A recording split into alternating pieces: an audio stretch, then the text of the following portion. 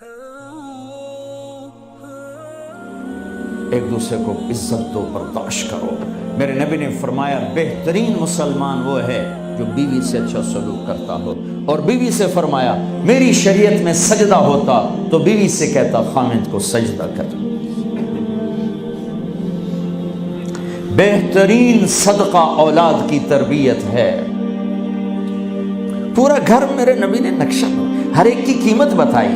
ماں تیرے قدموں تلے جنت، کہ کاش میری ماں زندہ ہوتی، تم دیکھتے میں کیا کرتا، میں عشاء کی نماز کے مصلی پر ہوتا، میں سورۃ فاتحہ پڑھ رہا ہوتا، ادھر سے آواز آتی میری ماں کی محمد، تو میں نماز توڑ کے کہتا لبیک اماں جان۔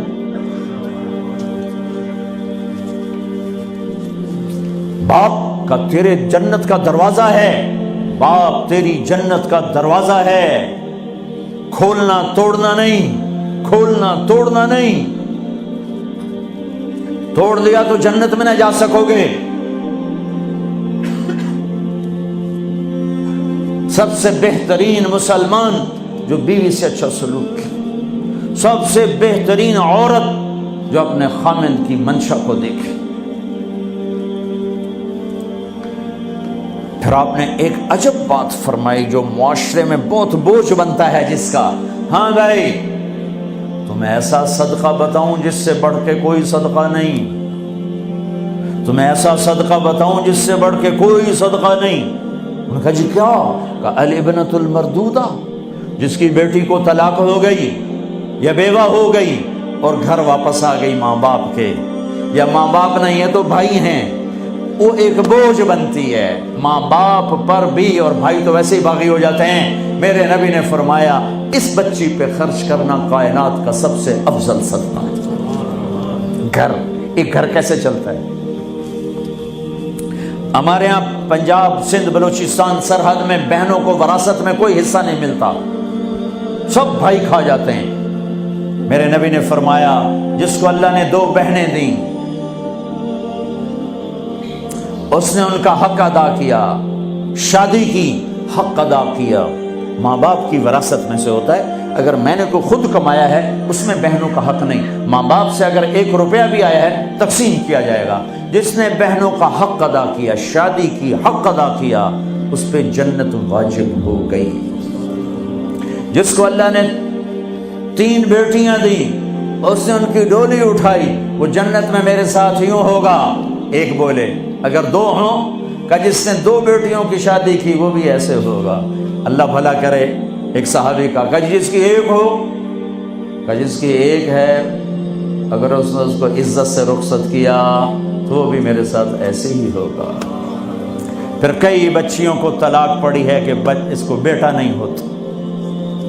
یہاں آنے سے پہلے کا واقعہ، پنڈی سے بچی رو رو برا حال اس کا، میں تو فون سنتا ہی نہیں ہوں ایسے کہ میرا تو کلیجہ پھٹ گیا ہے۔ ہے کہنے لگی کہ سسرال نے کہا تھا بیٹی ہوئی تو طلاق دے دیں۔ میں نے کہا اس میں میرا کیا قصور ہے، اور بیٹی ہی ہوئی اور مجھے طلاق پڑ گئی، اور میں گھر آ گئی 22 سال کی عمر میں۔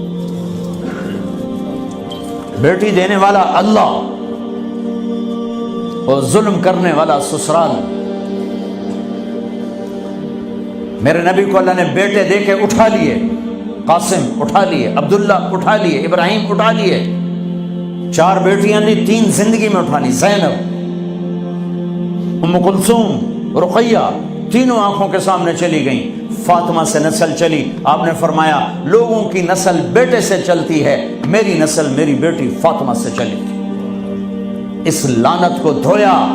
عورت کا کیا قصور ہے اگر اس بیچاری کو بچیاں ہو رہی؟